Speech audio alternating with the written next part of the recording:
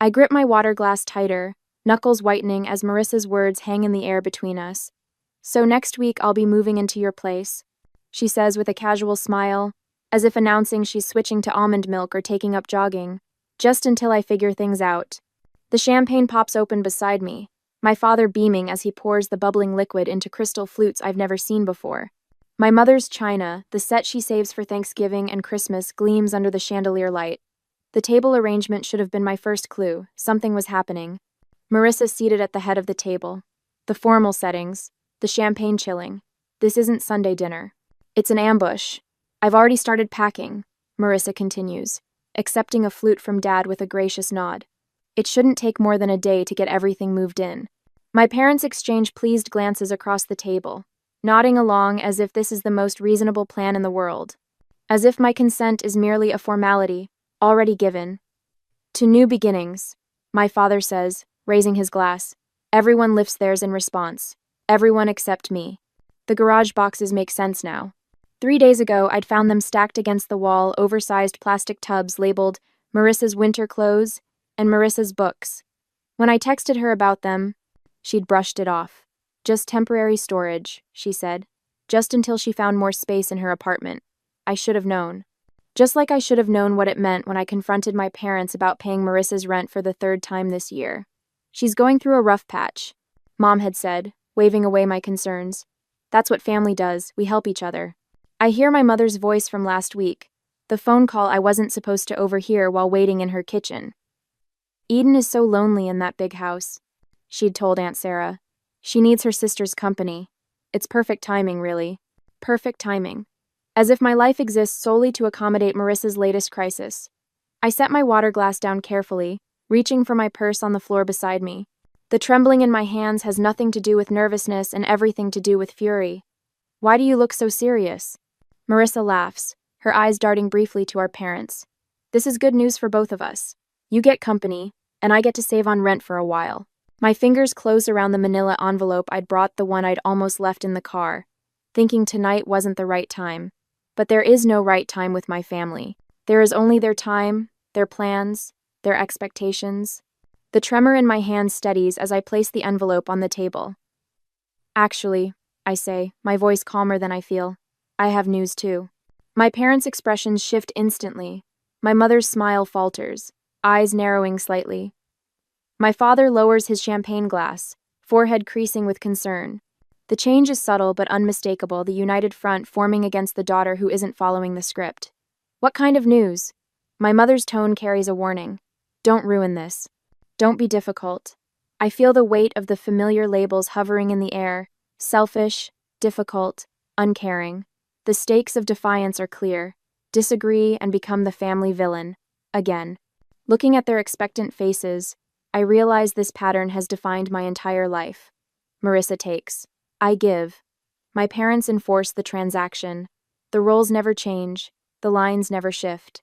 Until now. I place the manila envelope in the center of the table, my fingers lingering on the edge. The room falls silent, my family's anticipation hanging heavy in the air. "What's that?" My mother's voice carries a hint of irritation, as if my interruption is derailing an already settled plan. "This," I say, carefully withdrawing the papers inside, "is the sale agreement for my house. I sold it last week. I have 30 days left before I move." The silence that follows is absolute.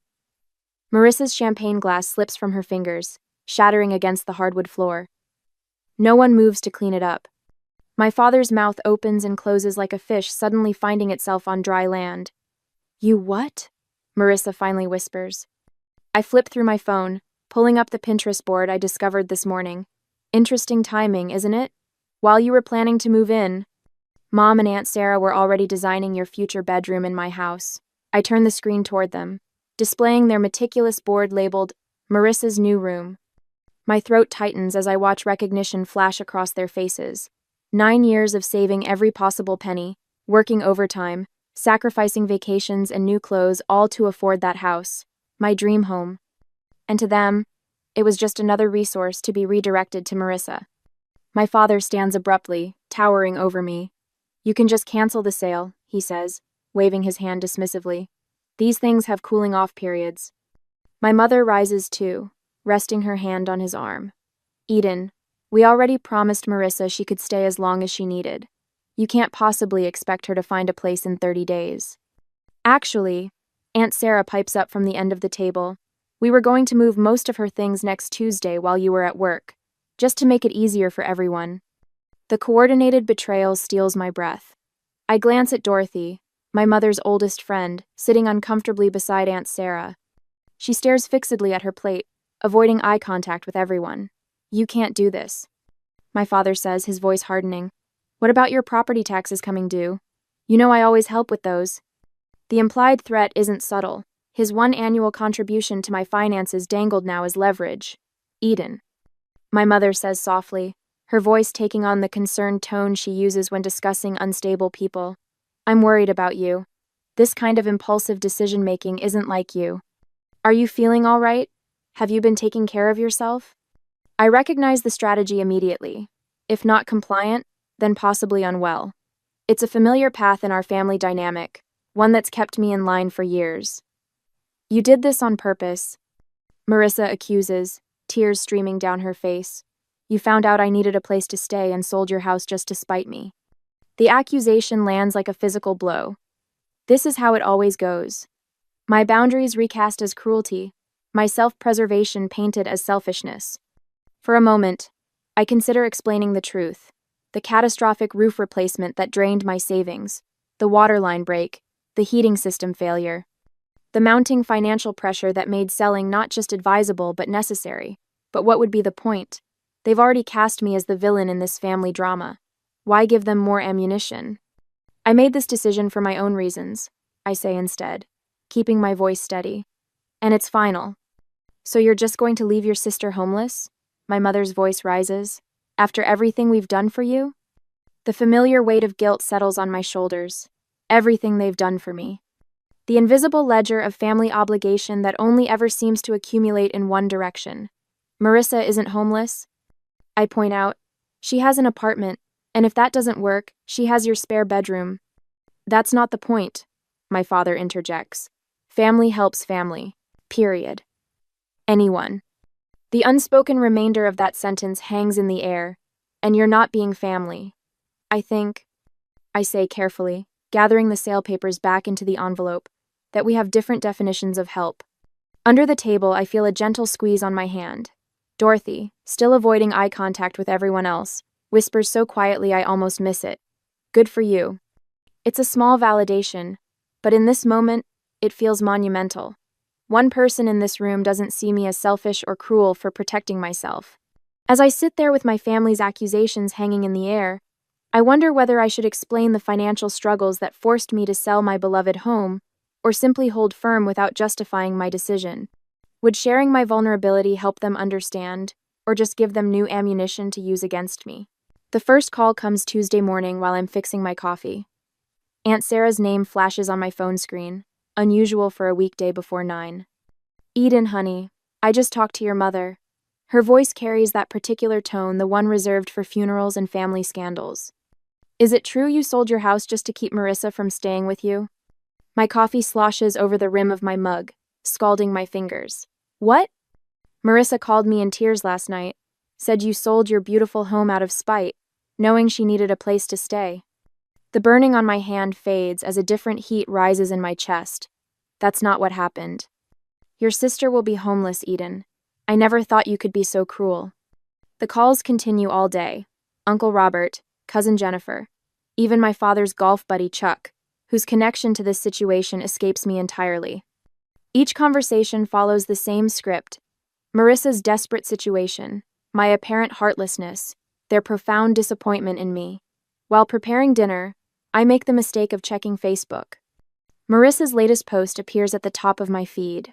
The hardest lesson in life is learning who truly has your back when times get tough. Family should be forever, not just when it's convenient.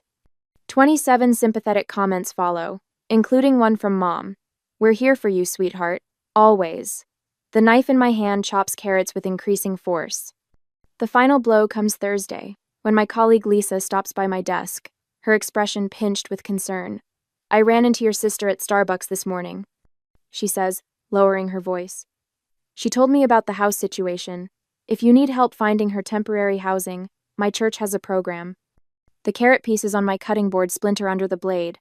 What exactly did Marissa tell you? Lisa shifts uncomfortably. Just that she's facing homelessness because of some sudden decision you made. She seemed really upset. My jaw tightens so hard it aches. Thanks for your concern, Lisa.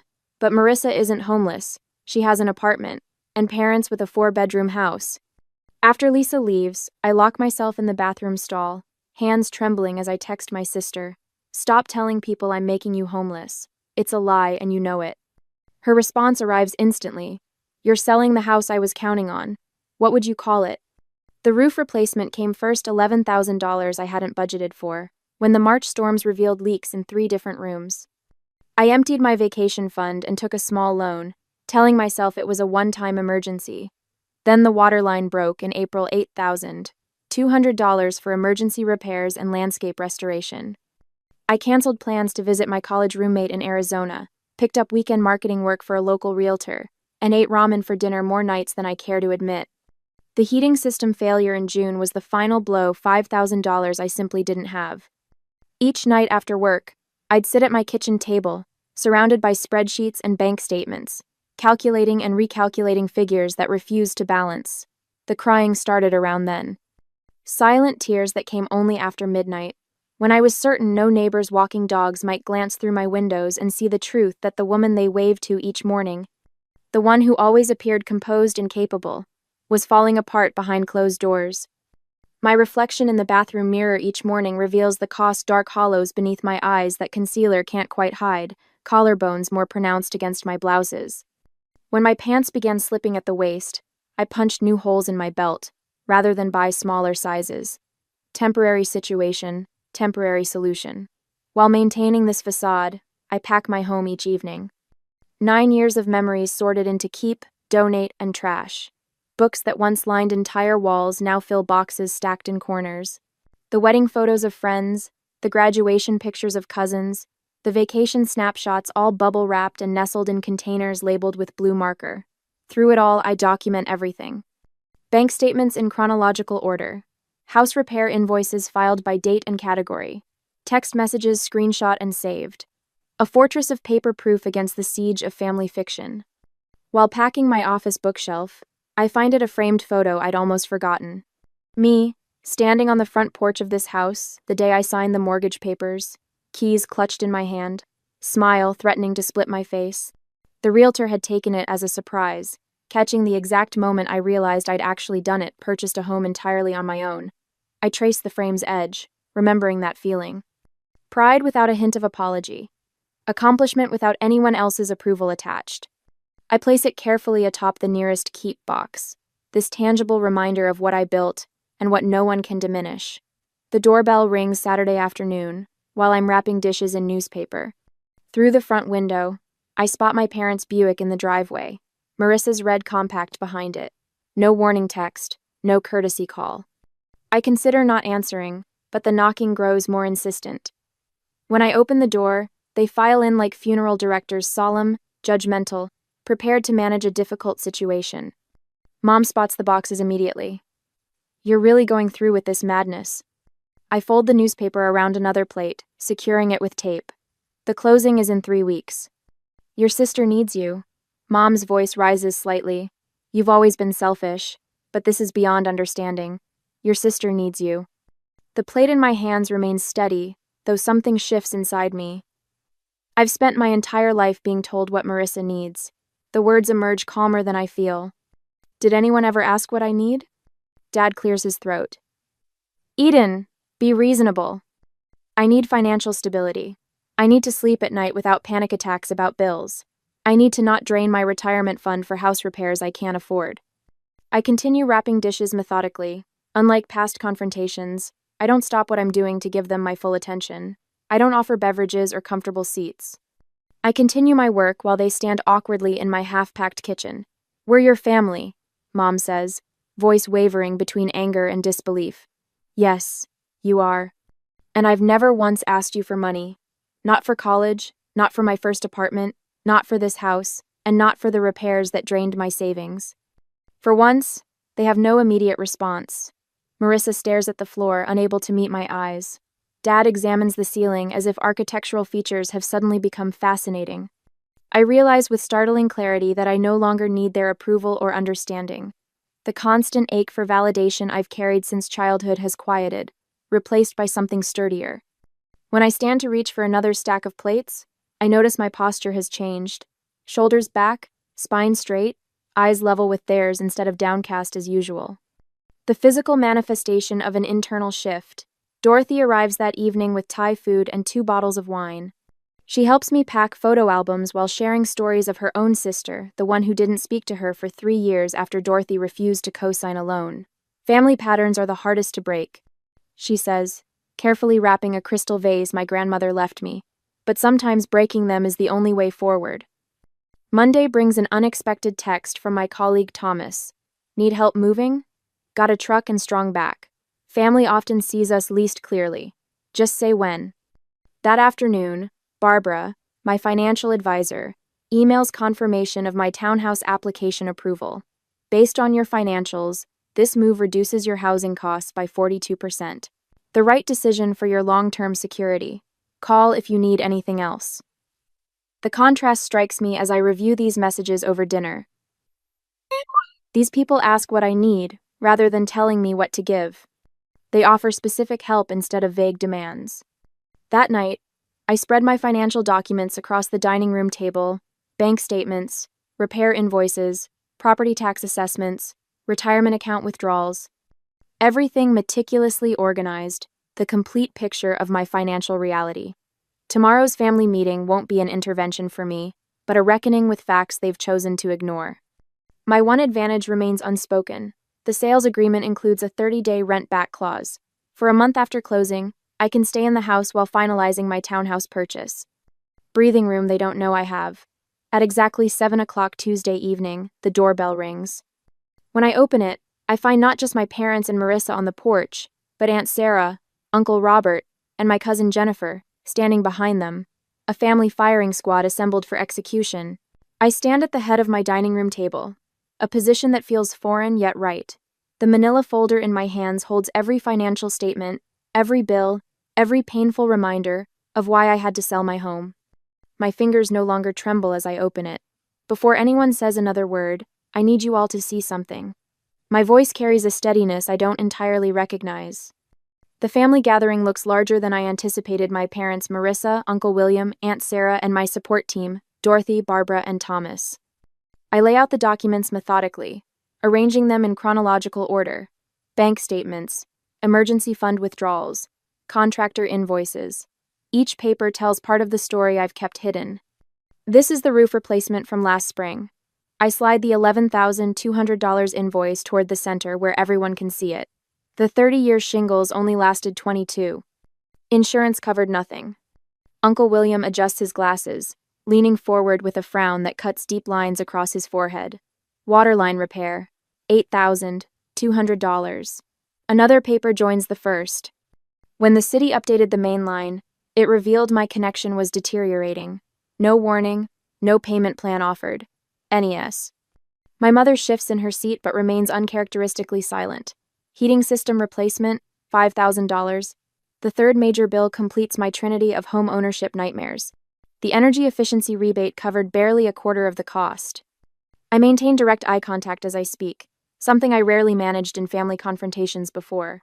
Barbara nods almost imperceptibly from her seat near the window, encouraging me to continue. My emergency fund is gone. I place my bank statement on top, the balance painfully clear.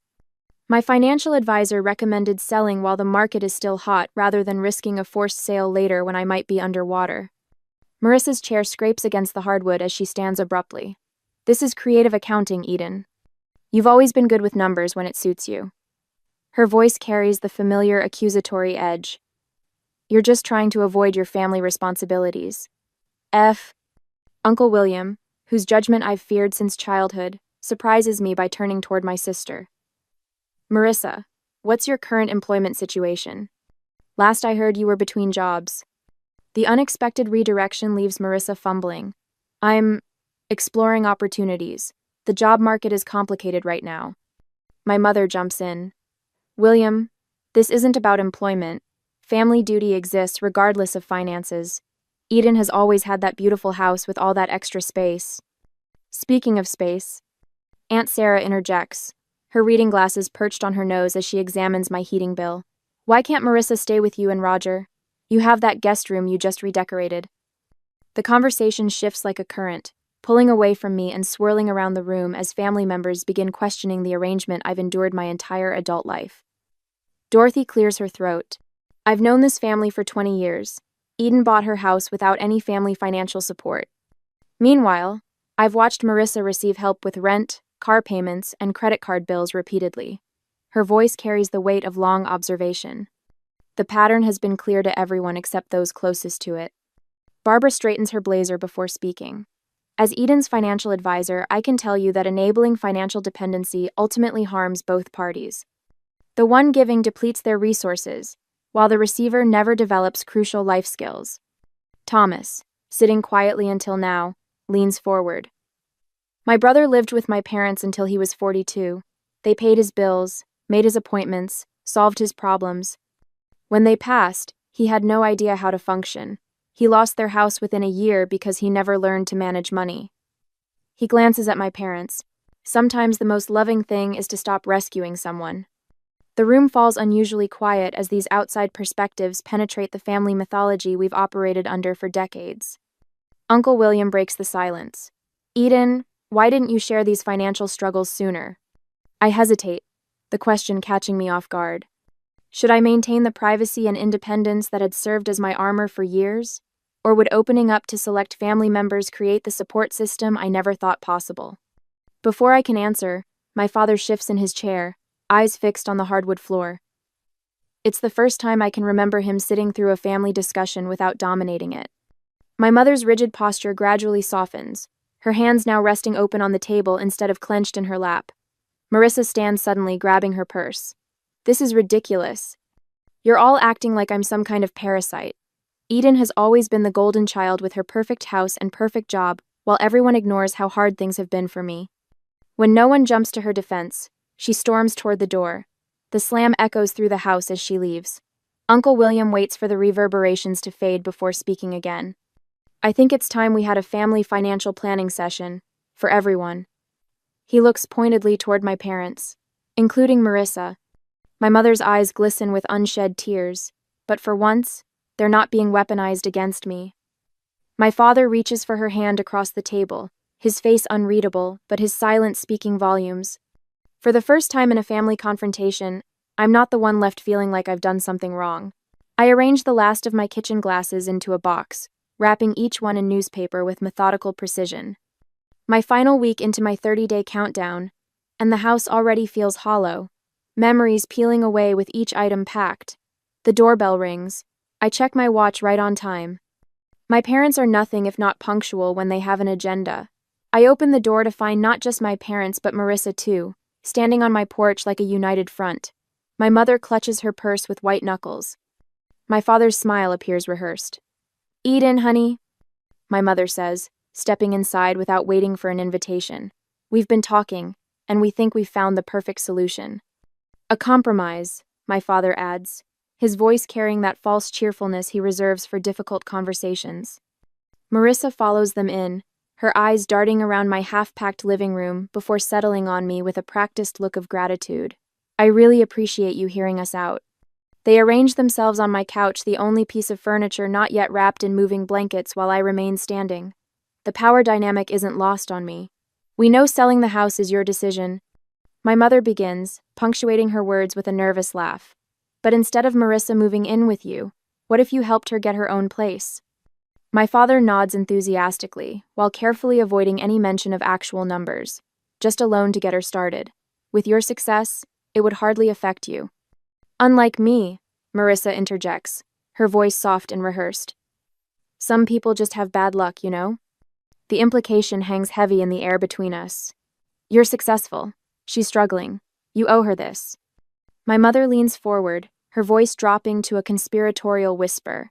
Eden, the family has always stuck together. If you can't help your sister just this once. She trails off, the threat clear.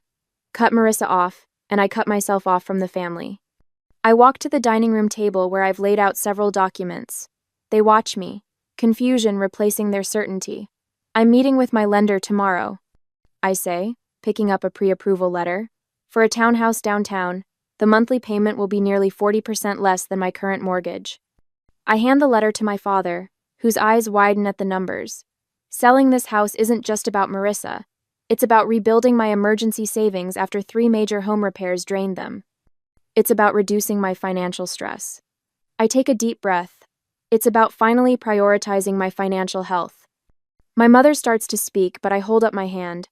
I can't support Marissa financially, I continue, but I can help her support herself. I pull a business card from my pocket and hold it out to Marissa. She stares at it without taking it. Our marketing department has an entry-level position opening next week. The starting salary would cover rent on a 1-bedroom apartment. I spoke to HR yesterday, and they'd be willing to interview you. Marissa's mouth opens, then closes. For once, she seems genuinely speechless. This isn't charity, I add. It's an opportunity. Whether you take it is your choice. My father stands abruptly, moving toward the window where bare hooks show where family photos once hung. Eden, be reasonable. Marissa needs... No, I interrupt, walking to the coffee table where I've placed a manila folder. This is what being reasonable looks like. I am C of no. I open the folder and pull out a spreadsheet, placing it on the table between us. The itemized list contains every financial gift my parents have given Marissa over the past 5 years. Car payments, rent supplements, credit card bailouts. The total at the bottom, circled in bright red, makes my mother gasp. I compiled this from the conversations you've had in front of me. I suspect the actual total is higher. My father picks up the paper, his forehead creasing as he studies the numbers. This isn't love, I say quietly. It's dependence, and it's hurting both of you. My father opens his mouth to object, then falls silent, his eyes fixed on the spreadsheet. We just wanted to help her, my mother whispers, tears welling in her eyes. The best help is teaching someone to stand on their own, I reply, my voice steady despite the hammering in my chest. You taught me that once, remember? When I wanted to quit college because it was too hard? The memory hangs between us, my father refusing to let me move back home, when calculus overwhelmed me, insisting I find a tutor instead. We're doing you no favors by making life too easy, he'd said then. Strange how principles change when applied to different daughters. The silence stretches, broken only by the sound of packing tape from the box I'd abandoned when they arrived. Finally, my father puts his arm around my mother's shoulders. We should go, he says quietly. They walk to the door, my mother not quite meeting my eyes. Marissa hesitates, looking back at the business card still in my hand. I don't need your charity job, she says, but there's less conviction in her voice than usual. I place the card on the entryway table. It's not charity, it's opportunity. She turns away, but as she follows my parents out, I catch her slip the card into her purse when she thinks I'm not looking. The door closes behind them. I stand in my half-empty living room, listening to their car start and pull away. The silence feels different now, not hollow, but open, expansive. I sink onto the couch, running my hand over the familiar fabric. Tomorrow it goes into storage until I move into the townhouse. 9 years of memories in this house, and now an uncertain future lies ahead. I feel both liberated and isolated, triumphant and alone. The family dinner next month looms in my mind. Will they even still want me there? Has this confrontation permanently altered our relationships? The answering machine light blinks with 3 new messages. Probably more relatives calling to weigh in. I ignore it, focusing instead on the business card Marissa took. One small step. Perhaps the first of many. I stand in the center of my downtown loft, savoring the space around me. Sunlight streams through the industrial windows, warming the hardwood floors beneath my bare feet. 3 months ago, this place felt foreign, a compromise rather than a choice. Now it feels like the home I never knew I needed. Another box checked off the budget, I tell myself, updating my financial tracking app. My mortgage payment appears in green, a full 30% less than what I paid for the Craftsman. Barbara's weekly check-ins have transformed what was once my greatest source of anxiety into a structured ritual I actually look forward to. The kitchen island holds my newest purchase, a professional-grade camera that would have remained a distant wish in my old financial reality. My first photography class starts tomorrow evening, the course catalog still open on my tablet.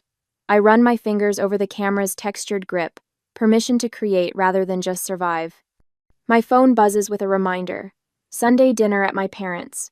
I feel the familiar tightening in my shoulders, then consciously release it. These dinners have changed, just as I have. Later, I step through my parents' front door carrying a bottle of wine, rather than my usual tension headache. Dad greets me with a hug that feels genuine instead of perfunctory. "Eden, come see what your sister brought," he says, his voice carrying none of the comparative undertones that once filled our interactions. In the dining room, Marissa arranges flowers in a simple vase. She looks up, her smile reaching her eyes. "They gave me my first business cards today," she says, pulling one from her pocket.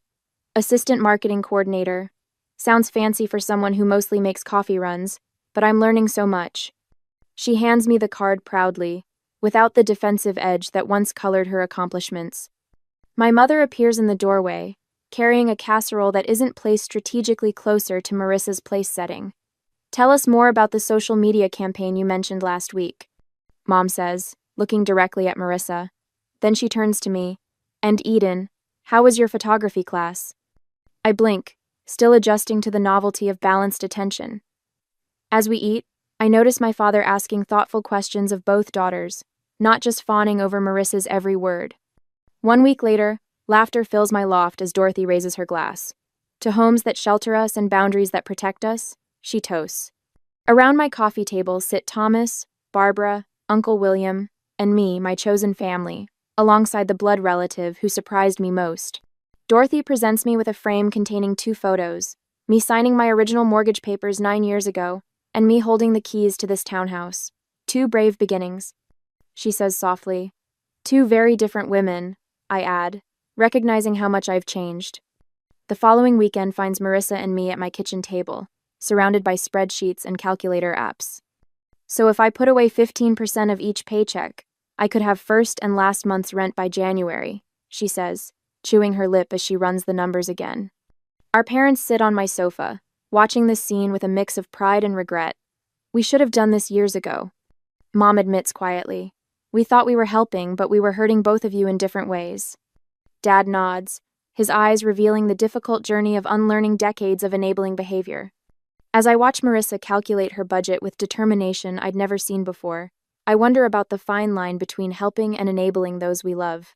Is it ever possible to find the perfect balance between supporting family and maintaining healthy boundaries?